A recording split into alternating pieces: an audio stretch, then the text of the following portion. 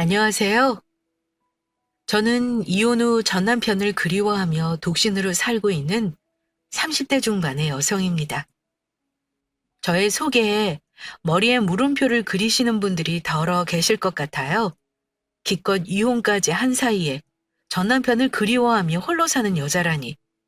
사실 언뜻 듣기에는 절대로 쉽게 이해가 가지 않으실 것 같긴 하네요.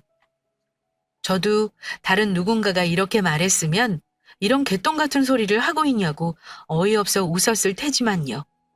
저도 믿지 못할 말도 안 되는 일이 제게 벌어지게 될 줄은 꿈결에서조차 상상하지 못했네요. 사실 제 이혼 과정은 평범합니다. 전 남편의 큰 잘못으로 믿음이 깨어졌고 이혼의 과정을 겪으면서도 겪은 후에도 한동안은 제 굳건한 믿음을 배신한 남편을 저주하고 증오했었으니까요. 그런데 돌이켜 생각해보면 믿음이라는 단어가 정말 웃겨요. 1년의 수많은 사건을 겪으며 저는 남편에게 내가 당신을 얼마나 믿었는데 라며 원망을 쏟아부었지만 정작 이제 와서는 내가 정말 남편을 마음속 끝까지 믿어주었던가 그리고 쉽게 깨어지는 얕은 그것을 과연 진정한 믿음이라고 할 수 있는 것인가라는 후회를 하고 있으니 말이죠. 그럼 지금부터 저의 슬프고도 잔인했던 그리고 여전히 제 심장에 각인되어 평생 지울 수 없는 상처가 되어버린 그리고 절대 지울 생각이 없는 각인이 되어버린 그와 저의 이야기 한번 들어보시겠어요? 남편과 저는 커피숍에서 처음 만났습니다. 둘 중 한 명이 커피숍에서 일을 했던 건 아니고요. 정말 흔한 헌팅 같은 거였죠. 그런데 첫 만남이 꽤 강렬했어요. 지금은 사라져버린 제 자취집 앞 커피숍이 눈앞에 생생하네요. 엄청 나른한 주말이었어요. 전 친구를 만나기 위해 화장기 없는 얼굴로 똥머리를 질끈 묶고 집 앞 커피숍으로 갔어요. 미리 도착한 친구는 통창 앞에 앉아 있었고 전 반갑게 인사하며 자리에 앉았습니다. 그저 평범한 수다가 오가던 자리였어요. 친구와 깔깔대며 대화하고 있는데 어떤 예쁘게 생긴 여자가 저희 테이블로 걸어와 말을 걸더군요. 안녕하세요? 제가 언뜻 기억하기에 옆옆 테이블에 앉아 있었던 여자 같은데 무슨 일인가 싶어 저는 의아함에 고개를 들었습니다. 아, 네. 안녕하세요. 저 잠깐 앉아도 될까요? 혹시 도를 하십니까 같은 건가? 의심이 가득한 저와 친구는 눈빛을 주고받다가 네 하고 짧게 대답했죠. 사실 남자도 아닌 여자가 그것도 멀쩡하게 생긴 사람이 와서 말을 거니 경계심과 함께 호기심도 들더군요. 그런데 무슨 일이세요? 친구가 묻자 여자가 좀 쑥스러운 듯 입을 열더군요. 아, 저 같이 온 오빠가 있는데 이쪽 분이 너무 마음에 든다고 해서요. 그 여자가 가리키는 사람은 바로 저였어요. 하필 이렇게 쌩얼에 추레한 모습일 때 헌팅이라니. 저는 좀 끔찍하게 창피해서 얼굴을 일그러뜨리며 여자가 앉아있던 테이블을 봤죠. 근데 그곳엔 엄청 키가 크고 잘생긴, 그런데 좀 놀아 보이기도 하고 어딘가 독특한 남자가 앉아 있었어요. 어울리지 않는 수줍은 미소를 지으면서요. 한눈에 보이게 모델인가도 싶었고 패션 쪽에서 일하나 싶기도 했어요. 저분이요?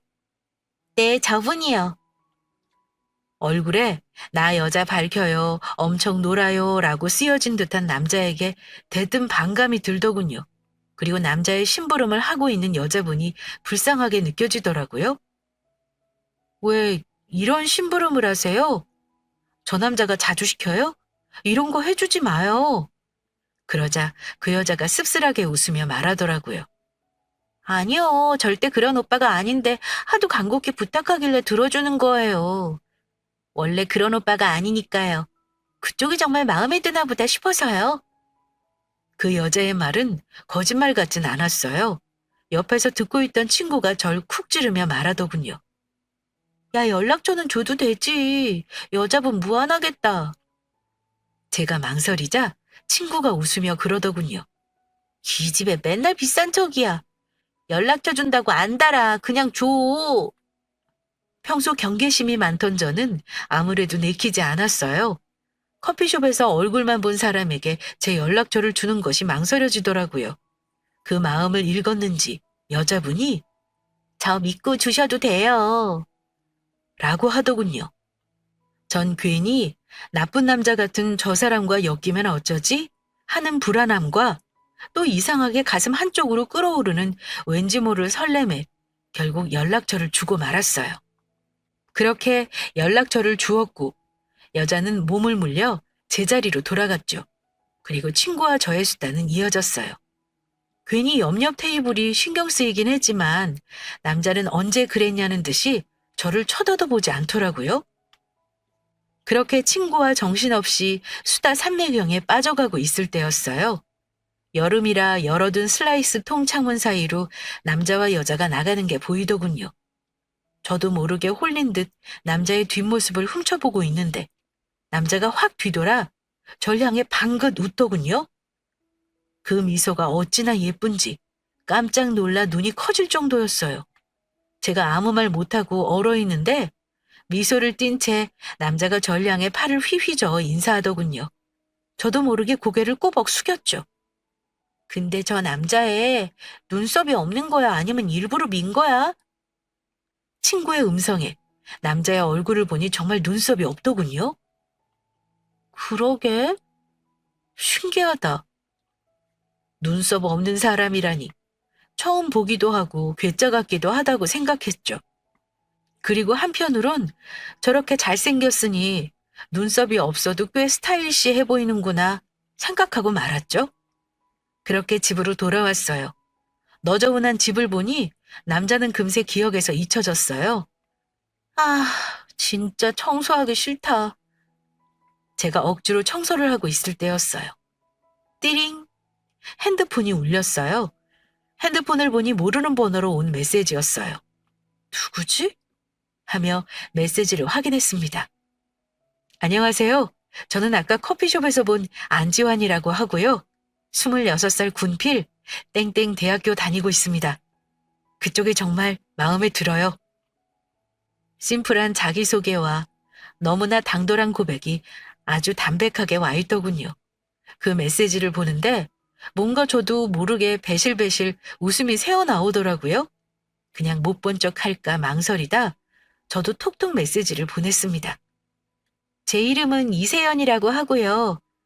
25살 미필 회사원이에요. 전 그쪽이 딱히 마음에 들진 않아요. 그때부터 메시지가 이어지기 시작했죠. 어떤 부분이요? 글쎄요. 헌팅으로 여자 연락처를 묻는 것부터? 운명이면요? 네?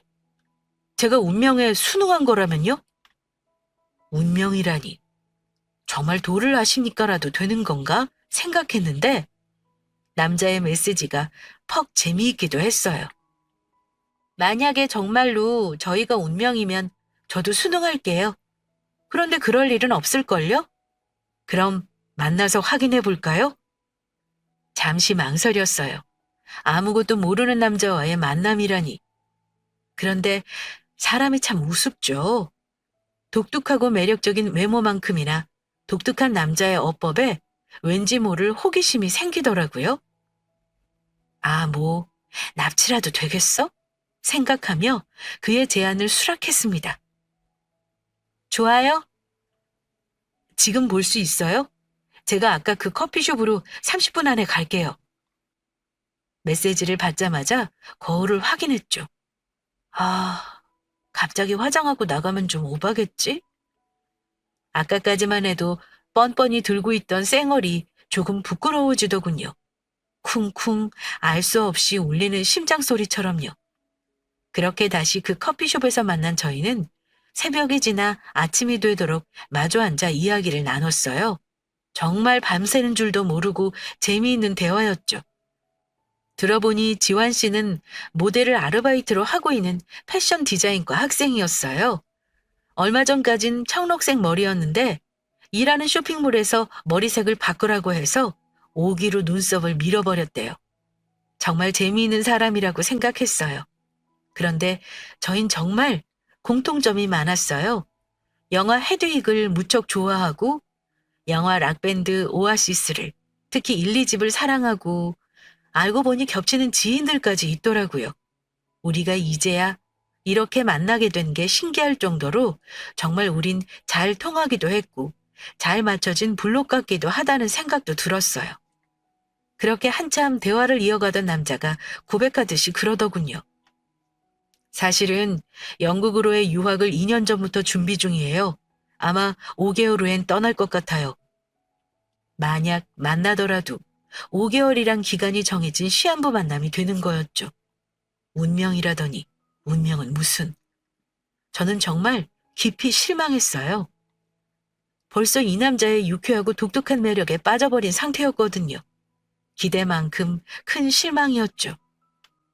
우리 5개월간 잘 만나볼래요? 지환 씨는 원래 그렇게 사람 가볍고 짧게 만나나 봐요. 그런데 아쉽게도 전 아니에요. 전 그렇게 정주고 이별하는 거 딱히 좋아하지 않아요. 그러자 지환 씨가 절 똑바로 쳐다보며 그러더군요. 만약에 내가 5개월 안에 세연 씨에게 청혼하면 같이 런던으로 갈 수는 있어요? 저는 기가 찼어요. 만난 지 하루도 안 된 사람이 결혼에 청혼이라니 정말 어이가 없더라고요. 원래 그렇게 쉬워요? 여자 막 만나고 그런 스타일이신가 보네요? 제가 불쾌한 기색을 드러내자 지환 씨의 얼굴이 급히 정색하더군요. 아니요. 저 사실 아까 그 동생이요. 연락처 물어봐준 동생. 그 동생이 오늘 저한테 고백했어요. 좋아한다고. 보기에도 예쁘고 착하고 좋은 아이지만 내가 좋지 않으면 절대 함부로 누구 안 만나요. 쉽게 누구 좋아하는 스타일도 아니고요. 저는 그제야 아까 그 여자분이 왜 그렇게 씁쓸한 표정이었는지 알게 되었어요. 그 여자분에게 이 남자가 너무 모질다고 생각이 들었다가도 이 남자가 섣부르게 여자를 만나는 남자는 아니구나 하는 안심이 들기도 했어요. 제가 이런 말 누군가에게 하게 될 줄 몰랐고 사실 세연 씨에게도 안 하고 싶었어요. 절대 믿지 않으리라는 거 아니까. 무슨 말이요? 첫눈에 반했어요. 귓가에서 아기 천사들이 빵파리를 울리고 후광이 비치고 그거 제가 오늘 경험했다고요. 난생 처음으로요. 진지한 지환 씨의 말에 저는 빵 터져서 깔깔깔 웃었습니다. 그리고 괜히 그 말을 믿고 싶어지더군요. 그렇게 저희는 연애를 시작했어요. 저희는 참 감성의 온도가 같은 사람들이었어요. 함께 있으면 뭘 해도 좋았죠. 정말 운명이라는 게 이런 건가 싶을 정도로 잘 맞았어요. 지환 씨는 너무도 자상했고 다정했고 처음 바람둥이일 것 같다는 이미지는 정말 이미지일 뿐이구나 생각하게 될 정도로 착실하게 저에게 집중했어요. 그렇게 5개월이란 행복한 시간이 흘러갔습니다. 그렇게 감성의 온도만큼 서로 닮아가던 두 사람은 나란히 새로운 미래가 열렸어요. 지환 씨는 예정되어 있던 패션 학교에서 입학 허가 통지서를 받았고 저는 그토록 염원하던 회사에서 스카우트 제의가 들어온 거죠. 선택의 기로에 놓였어요. 저는 제 꿈을 포기하고 이 남자를 쫓아 타지로 갈 만큼 이 남자를 사랑하는가 진지하게 고민하게 되었죠. 그런데 그 고민은 쓸모없었어요. 나 유학 포기하려고. 왜? 제가 몰라서 물었죠. 지환 씨에게 런던 유학이 얼마나 고대하던 일인지 잘 알았으니까요. 몰라 물어? 난 너와 헤어질 생각이 없고 넌 회사를 포기할 생각이 없잖아. 저의 고민을 들켜버린 거죠. 지환 씨, 나 때문에 꿈 포기하지 마. 나도 그러려고. 그냥 우리 각자 미래를 위해서 조금 떨어져 있자. 어? 조금 더 신중하게 생각해봐야 할 문제라고. 그러자 지환 씨가 그러더군요. 2년 반을 준비한 유혹보다 널 더 사랑해. 네가 더 간절해. 그럼 더 생각할 이유 없는 거잖아. 대신 결혼하자 우리. 저의 사랑이 지환 씨의 사랑 앞에선 정말 한없이 보잘것없더군요. 저는 그날 미안함과 고마움으로 한없이 울었습니다. 그리고 결심했죠. 평생을 이 남자와 함께 살기로, 이 남자를 끝까지 믿어보기로. 그렇게 저희는 양가 부모님들과 가족들, 친구들의 축하를 받으며 결혼식을 올렸습니다. 꽤 잘 살던 중산층이던 지환 씨네 부모님은 저희에게 흔쾌히 집을 해주셨고, 지환 씨가 취업할 때까지 생활비를 지원해 주셨어요. 지환 씨는 곧 굴지의 패션 회사에 취직하게 되었고, 안정적인 생활을 이어갔죠. 저흰 어디든 함께 가고, 함께 먹고, 함께 보고, 함께 잤어요. 평생 함께할 가장 친한 친구가 생긴 거였죠. 늘 짝꿍처럼 붙어 다녔고, 서로의 껌딱지가 되어 어디든 함께 했습니다. 그러면서도 하루도 지루하지 않았어요. 뭘 하지 않아도 즐겁고 남편은 절 누구보다 사랑해줬어요. 늘 젖은 머리를 바싹 마를 때까지 말려주었고 설거지같이 험한 일은 여자가 하는 게 아니라며 주방엔 얼씬도 못하게 했죠. 제가 자기 전까진 먼저 잠들지 않았고 주말은 무슨 일이 있어도 늘 둘이 함께 보냈습니다. 친구들은 정말 닭살이라고 놀리면서도 늘 부러워했고 결혼하면 우리 둘처럼 살고 싶다고 입버릇처럼 말할 정도였어요. 그렇게 5년이란 세월이 흘렀어요. 세월이 지나면 퇴색할 줄 알았던 저희의 사랑은 시간이 지날수록 깊어지고 더 견고해졌어요. 저흰 완벽하게 행복했죠. 그러던 어느 날이었어요. 항상 정시 퇴근하던 남편이 좀 늦더라고요. 차가 막히나 싶어 그러려니 하고 기다렸는데 끓여놓은 찌개가 다 식어가도록 남편은 돌아오지 않았습니다. 불안한 마음에 전화를 해보았지만 핸드폰은 꺼진 상태였어요. 전 그때부터 슬슬 걱정이 밀려오기 시작했어요. 혹시 사고라도 난 건 아닌가? 무슨 일이 벌어진 건 아닌가? 가슴을 졸이며 열리지 않은 현관만 바라보고 있었죠. 남편이 집에 들어온 건 새벽 3시가 넘어서였습니다. 그것도 평소 잘 마시지도 않던 술을 잔뜩 취해 있었고 표정은 좋지 않았어요. 자기야, 무슨 일 있어?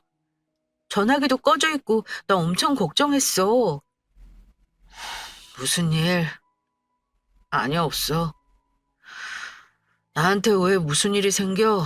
절대로 안 생기지. 하더니 침실로 비적비적 걸어가 푹 쓰러져 잠들어 버리더군요. 그때 전 느꼈어요. 이런 일은 처음이라 저는 뜬 눈으로 밤을 지새야 했습니다.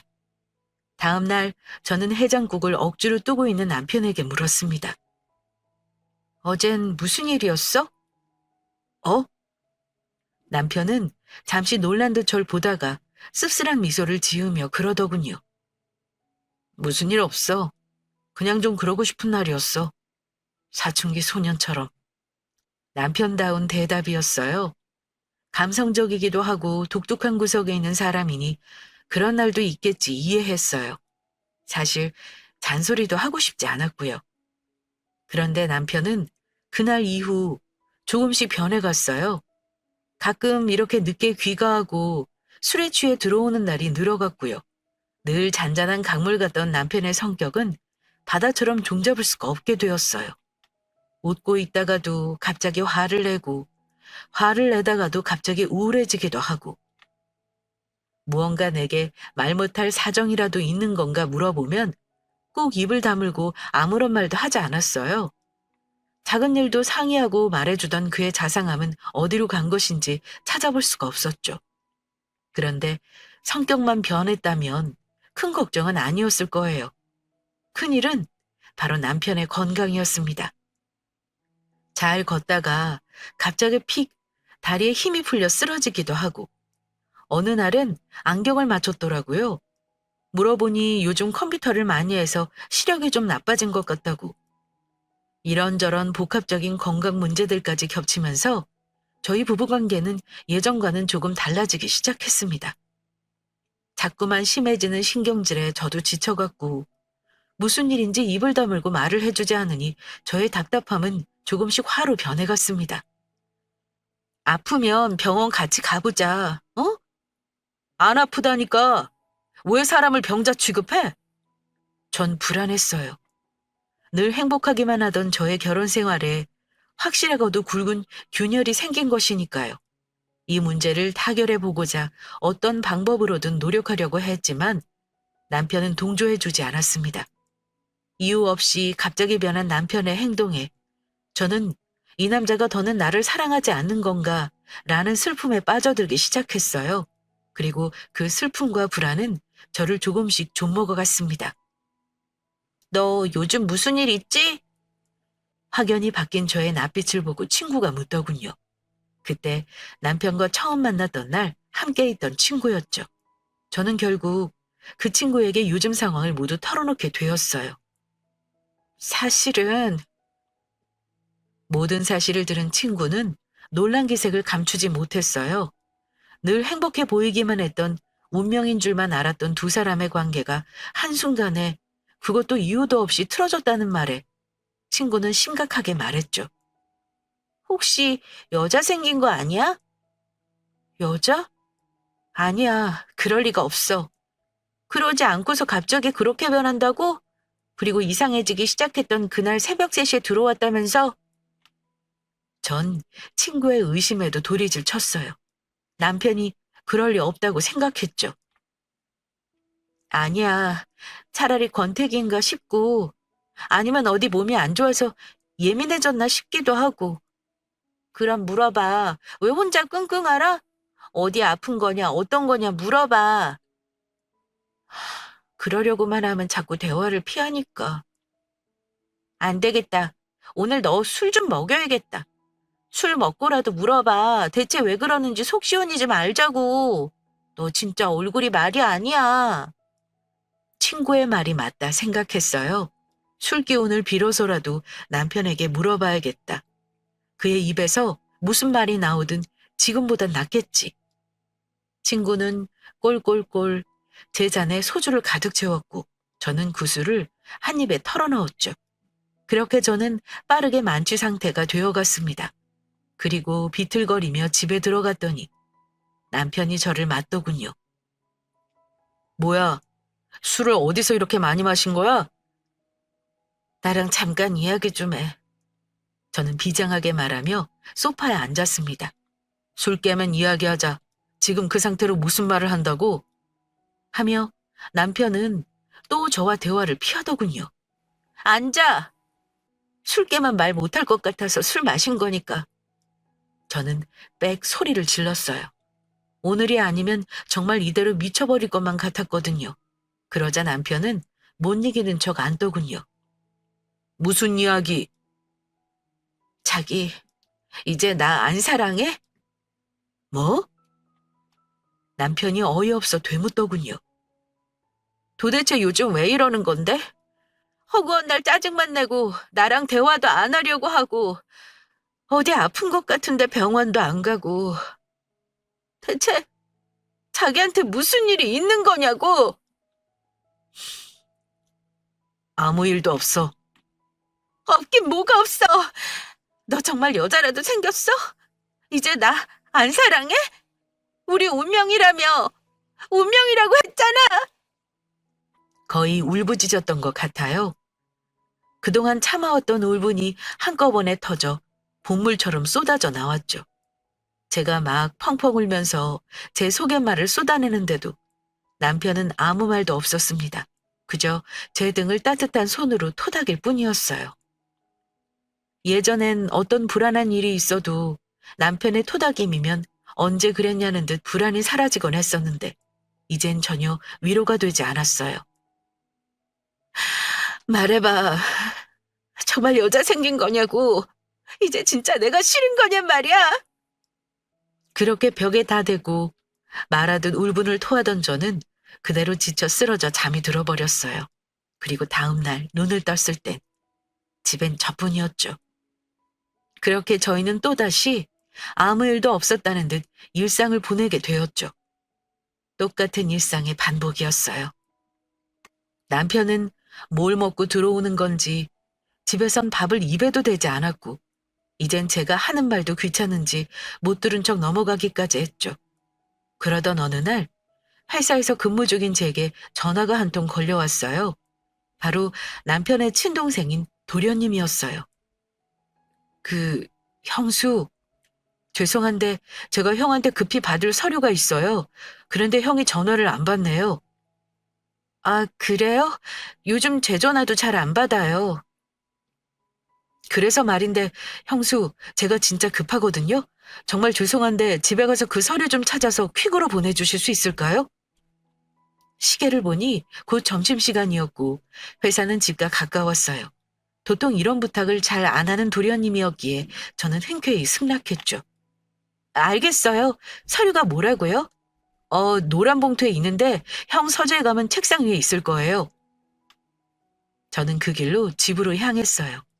당연히 집에 아무도 없겠거니 생각하며 번호키를 눌러 집으로 들어섰죠.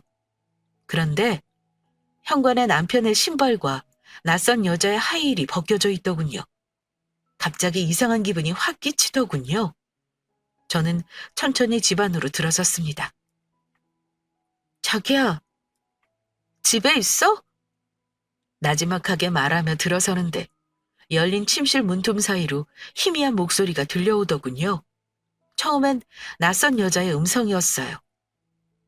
자기 와이프 향수 좋은 거 쓴다. 그러자 뒤이은 남편의 목소리가 들렸습니다. 저는 그 자리에 박힌 듯 멈춰서고 말았습니다. 왜? 그 향수 좋아? 하나 사줘? 아니, 나 자기 와이프 거 가지면 안 돼? 그거 쓰던 건데? 그래서 가지고 싶은데? 자기 와이프 거 나 줘. 앙큼한 목소리에 남편이 허허허 귀엽다는 듯 웃더군요. 그래, 내 와이프 건 너 다 가져. 그럼 자기도 내가 가져도 돼? 난 이미 가졌잖아. 대화 내용은 듣고도 믿기지 않았어요. 이게 내 남편 안지환이 다른 여자에게 하는 말이라니. 제게 늘 속삭여주던 다정한 목소리로 자상한 웃음으로 다른 여자를 저렇게 대한다니. 그것도 나와 남편이 함께 사는 이 집에서, 내 침실에서. 두 귀로 듣고도 쉽게 믿을 수 없었어요. 손이 발발 떨렸습니다.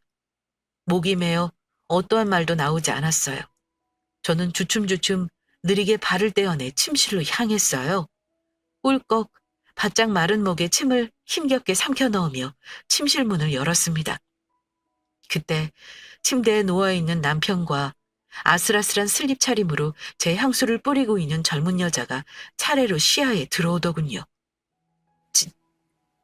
지금 두 사람 분명 화를 내고 당장 내 침실에서 나가라고 소리를 쳐야 하는데 정말 아무 말도 못하겠더라고요. 진짜 말문이 막힌다는 게 이런 거구나 실감할 정도로 바보처럼 입만 벙긋거렸죠. 그런데 더 황당한 건 남편의 반응이었어요. 소스라치게 놀란 여자와는 달리 남편은 태연자약한 모습이었습니다. 슬쩍 침대에서 일어서더니 짜증스런 표정을 짓더군요. 뭐야, 지금 회사에 있을 시간 아니야? 헐, 오빠 와이프야? 저는 그 자리에서 무너져 내리고 말았습니다. 자존심도 없이 바닥에 쓰러져 그렇게 하염없이 울었어요. 제가 좀 진정되자 남편은 여자를 집에서 내보냈어요. 내가 전화할게. 너무 걱정하지 말고 있어. 알았지? 응, 자기야. 꼭 전화해. 나 무서워. 두 사람의 다정한 음성이 등 뒤에서 비소처럼 꽂히더군요. 남편은 터벅터벅 걸어와 소파에 몸을 앉히곤 길게 한숨을 내쉬었어요. 당신, 이게 지금 무슨 짓이야? 정말 여자였어? 미안해. 너한텐 면목이 없다. 남편은 고개를 푹 숙이고 말하더군요. 이혼해주라. 나 저 여자랑 살고 싶어. 뭐? 이 집도 넣어주고 남은 거 다 넣어줄게. 난 다 필요 없고 저 여자만 있으면 될 것 같아. 왜? 왜? 당신이 왜? 저 여자 헤드윅이 불행할까봐 여태 영화 결말을 못 봤대.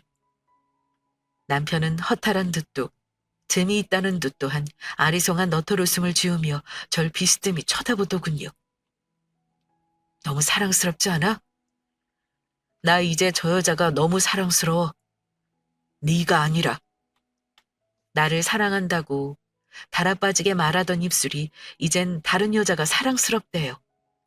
날 사랑에 맞지 않게 쳐다보던 눈빛이 이제 제가 아닌 다른 여자가 떠난 텅 빈 현관을 향해 반짝이는데 그 비참함과 허탈함은 이루 말로 표현할 수 없는 것이었어요.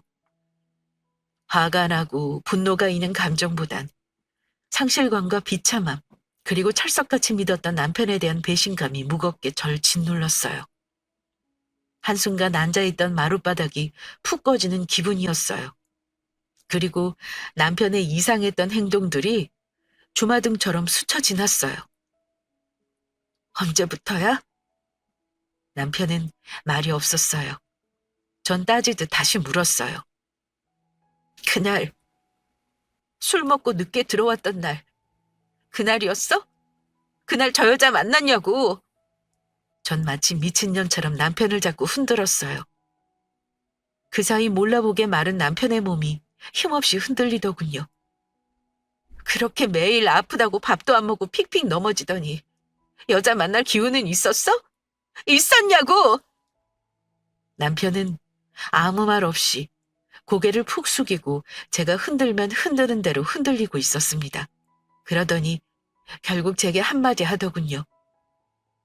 이혼해줘. 나 저 여자랑 살고 싶어. 남편을 쥐고 흔들던 제 손이 힘없이 떨어졌어요. 남편의 그 목소리가 너무 간절해서 저는 더 이상 남편에게 따질 힘조차 없었습니다. 그렇게 저희는 이혼했어요. 아이가 없고 재산 분할의 과정이 없어지니 모든 과정이 너무 쉽더군요. 함께 부부로 살았던 5년이란 세월이 무색하게 저희의 이혼은 빠르게 이루어졌어요. 저는 일상으로 돌아가기 위해 부단히도 애썼어요. 남편 생각을 하지 않기 위해 일도 늘리고 절 혹사했어요. 하지만 혼자 텅 빈 집에 남게 되는 시간은 어김없이 밀려드는 배신감과 허무함에 무너져 내렸죠. 지금쯤 그 여자와 행복할 남편의 모습이 눈앞에 드라마처럼 펼쳐졌고 그 안에 남편은 제게 그랬듯 너무도 다정하고 자상하게 그 여자를 사랑해주고 있었어요. 차라리 성격이 맞지 않아서 혹은 또 다른 이유로 이혼하게 되었다면 좀 나았을까요? 밤마다 절 괴롭히는 환영에 저는 미친 듯 괴롭고 힘든 시간을 보내야 했습니다. 정신과 치료도 받아보고 친구들과 어울려 생각 없이 놀아도 보고 친구가 주선한 소개팅도 나가보았지만 저는 한동안 그렇게 썩어가기만 했습니다. 운명이라고 믿었던 사랑이 허무한 배신으로 끝나게 되니 세상에 대한 그리고 사랑 본연에 대한 불신만 가득했죠. 그렇게 괴로운 와중에도 시간은 허망하게 지나고 있었습니다. 시간이 조금 지나자 매 시간 괴롭던 것이 하루에 5번이 되고 5번이던 것이 2번이 되고 2번이던 것이 1번이 되고 시간이 약이라는 말이 맞더군요. 제가 조금씩 안정을 찾아가던 어느 날이었어요. 아마 남편과 이혼한 지 1년 남짓 지났던 때였던 것 같아요. 달갑지 않은 손님이 회사로 찾아왔습니다. 바로 남편의 친남동생이었어요. 이혼하기 전에도 딱히 엄청 친하게 지내거나 살갑게 대했던 사이는 아니었는데 이혼 후에 그것도 그 난장을 치르고 이혼한 후 찾아온 전 시동생이 딱히 달갑지 않았죠. 커피도 나오기 전이었어요. 전 냉랭한 목소리로 물었습니다. 무슨 일로 오셨어요? 점심시간도 지난 시각 커피숍은 인적 없이 조용했고 꼭 만나 할 말이 있다던 도련님은 아무 말 없이 찬 커피만 들이켰습니다. 그 사이 얼굴이 많이 상한 것 같았지만 전 딱히 신경 쓰고 싶지 않았어요. 우리 사이에 할 말 없지 않아요? 불편한 심경을 담은 제 음성은 뾰족했죠. 그러자 도련님은 아주 느리게 목구멍에 침을 삼켜놓고 입을 열었습니다. 형 안부는 안 물으세요? 그리 말하는 음성이 조금 떨리더군요. 그 순간 전 뭔가 불길한 느낌을 받았습니다. 그 사람에게 무슨 일이라도 생긴 건가 싶다가 이내 그래서 뭐 이젠 남인데 생기든 말든 하는 마음이 들어 쌀쌀맞게 대답했죠. 제가 물어야 하나요? 도련님은 깊은 한숨을 내쉬더군요. 이걸 어디서부터 말씀드려야 할지 모르겠어요. 심각한 음성과 축축하게 젖어가는 눈가에 저는 뭔가 이상하다는 생각이 들었습니다. 무슨 일인데 그러세요? 도련님은 울먹이며 이야기를 시작했습니다. 사실은 형이 희귀병으로 많이 아팠어요. 희귀병이라니 그게 무슨 부신백질 이영양증이라고. 형은 늦게 증상이 나타난 케이스였어요. 도련님의 이야기는 절 커다란 충격에 몰아넣었어요. 남편은 몸이 이상한 걸 느꼈대요. 자꾸 근육이 경련하고 마비되고 배탈이 나기도 하고 귀가 잘 안 들리고 눈이 침침해지고 피곤해서 그런가 하며 가벼운 마음으로 들른 병원에서는 부신백질 이영양증이라는 자가면역 장애 희귀병 진단을 내렸다고 해요. 아마도 제 예상엔 그날이 새벽까지 술을 먹고 들어온 날이었겠죠. 보통은 어릴 때 발병하는 이 병이 남편에겐 늦게 나타났는데 그게 남편에겐 독이 되었대요. 남편은 성인 대뇌형으로 그 희귀병 환자 중에서도 5% 내로 나타나는 유형이었는데 빠르게 증상이 발현하는 것이 특징이라고. 분명 남편은 몸이 급격히 안 좋아졌고 갑자기 근육이 마비되거나 힘이 풀려 넘어지기 일쑤였으니까요. 혹시 제 말을 듣는 둥 마는 둥 했던 것도 이 병 때문이었을까? 저는 믿기만 하던 남편에 대한 미안함이 밀려오더군요. 그, 그게 무슨... 그 병이 참 지독해요, 형수. 그 병을 앓으면 청각과 시각을 잃고 뇌세포가 파괴되고 근육마비 운동 신경까지 모조리 잃어 식물인간이 되거나 사망을 한다고 말하던 도련님은 끝내 울음을 터뜨리고 말았습니다. 저는 순간 심장이 쿵 하고 떨어지는 것을 느꼈어요. 도련님, 서, 설마... 맞아요. 형 죽었어요. 장례를 치른 지 한 달 되었어요. 네? 갑자기 하늘이 무너지는 느낌이었습니다. 너무 갑작스런 말들을 들으니 사고가 정지하더군요. 남편이 불행하길 밤마다 빌던 저였기에 그 죄책감과 충격은 더 크기만 했어요. 아무리 바람을 피웠고 날 배신했어도 한때 사랑했던 남자의 죽음을 뒤늦게 알게 되자 충격이 물밀듯 밀려왔습니다. 하지만 저를 더 큰 충격과 슬픔에 몰아넣는 이야기는 따로 있었습니다. 형수, 그날 기억나요? 내가 서류 급히 가져다 달라고 했던 날. 사실 그거 형이 부탁한 거였어요. 네? 그게 무슨 말이에요? 그날 같이 있던 내연녀 돈 주고 섭외한 연기자라고요. 형이 자기 병 알고 형수 힘들게 할 수 없다고 형수 앞에서 추한 모습 보이기 싫다고 제게 부탁해서 어쩔 수 없이 그 일을 꾸민 거예요. 순간 뒤통수를 3개 얻어맞은 듯이 머리가 얼얼하더군요. 이게 다 무슨 소린지 저는 순간 멍해져서 도련님을 바라봤습니다. 도련님은 긴 한숨을 내쉬며 제게 편지 봉투를 건네더군요. 이거 형이 마지막으로 남긴 편지예요. 형은 형수에겐 끝까지 나쁜 놈으로 남고 싶다고 말했는데 역시 전 형수님이 아셔야 할 것 같아서요. 그게 다 오해였다니. 모든 것이 다 날 위한 남편의 거짓이었다니. 말도 안 돼. 전 믿을 수 없었어요. 아니, 믿기지 않았죠. 당장 남편을 만나고 싶었어요. 그런데 이제 남편은 없었죠. 눈가에 그득한 눈물을 손등으로 억세게 훔친 도련님이 절 바라보며 말하더군요. 전 형이 마지막까지 사랑했고 그리워했던 형수한테 형이 그런 쓰레기로 기억되게 하고 싶지 않아요. 하며 편지를 내려다보더군요. 정말 멍해지고 갑작스러우니 눈물도 나오지 않더군요. 꽉 막혀 얹힌 것 같은 목구멍에선 신음조차 흘러나오지 못했어요. 이건 형 유품에서 찾았어요. 아마 형수에게 줄 생각은 아니었던 것 같고 답답해서 썼겠죠. 형수, 전요. 그런데 갑자기 감정이 격해진 도련님이 목소리에 힘을 주며 절 쳐다봤습니다. 그래도 전 형수가 형 믿어줄 줄 알았어요. 어디 형이 바람 피울 사람이에요? 형수, 전 형수가 진짜 너무 야속했습니다. 저는 눈앞이 뿌옇게 흐려졌습니다. 그렇게 그 사람을 믿었기에 배신감에 사무쳤다고 생각했는데 도련님의 말이 맞았어요. 제가 만약 그를 믿었다면 우리가 이혼했을까요? 전 떨리는 손으로 편지를 꺼냈습니다. 편지지에는 제가 알던 남편의 글씨가 빼곡했어요. 사랑하는 자기에게, 자기야 잘 지내? 난 요즘 그냥 그래. 이제 곧 눈도 아예 보이지 않을 텐데 사실 요 근래에는 배변에까지 문제가 생겨서 쪽팔리는 일이 한두 가지가 아니야.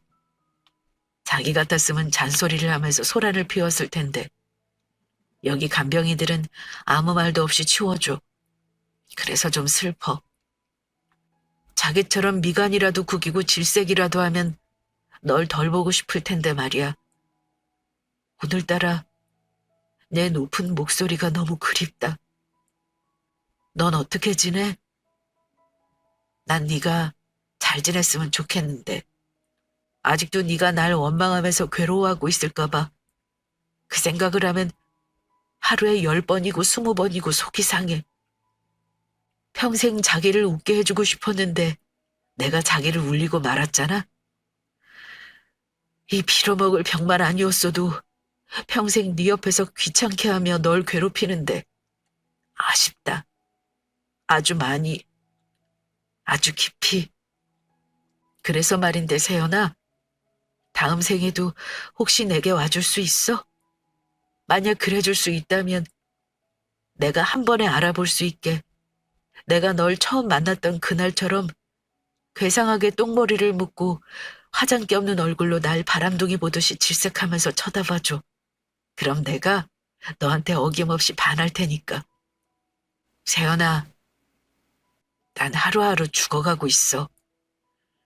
그전엔 당연히 삶은 살아가는 거라고 생각했었는데 이런 빌어먹을 병에 걸리고 보니 사람은 천천히 하루하루 착실히 죽어가는 건가 봐. 이렇게 죽어가는 이 순간도 네가 너무 그립다. 사랑해. 보고 싶다.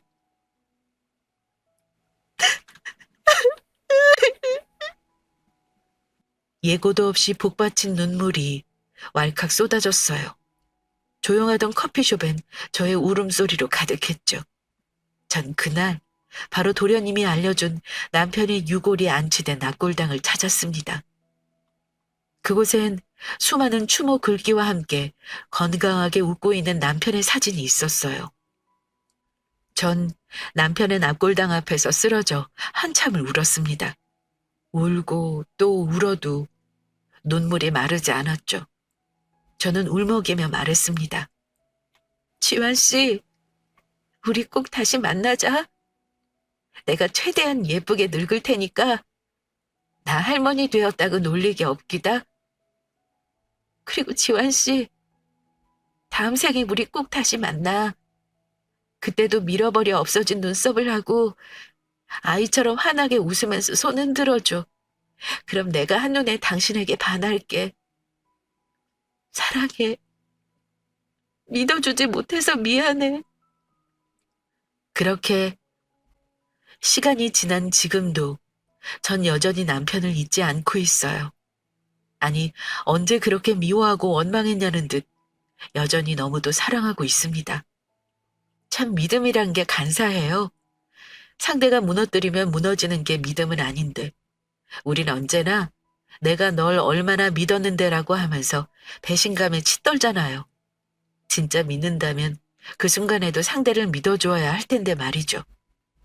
전 오늘도 남편과 함께 찍은 사진을 봅니다. 사진 속의 남편은 앵글이 아닌 절 바라보고 있어요. 너무도 사랑스러워 죽겠다는 표정으로. 어떻게 전 이런 남자가 절 배신했다고 믿었을까요? 이리도 절 사랑해 주었던 남자를 이젠 후회해도 아무런 소용이 없죠. 이미 그는 세상을 떠나버렸으니까요. 숨을 거두는 그 순간까지 절 그리워하며 사랑하며 그렇게 죽어갔을 테니까요. 남겨진 저는 아무것도 할 수가 없네요. 그의 편지를 읽고 또 읽으며 허무하게 그를 떠나보낸 저를 원망하고 또 원망할 수밖에요. 이런 사연을 쓰며 글을 그리는 수밖에 어찌할 도리가 없네요. 지금 이 사연을 쓰는 이 순간에도 눈물이 넘쳐 흐르고 있어요. 저는 아마 평생 이 남자를 사랑할 것 같아요. 하루하루 죽은 그에게 가까워지기 위해 착실하게 죽어가면서요. 이 사연이 기분 좋은 해피엔딩도 그렇다고 사이다도 아니라 죄송할 따름입니다. 그럼에도 제 사연 끝까지 들어주셔서 감사합니다. 다들 행복하세요.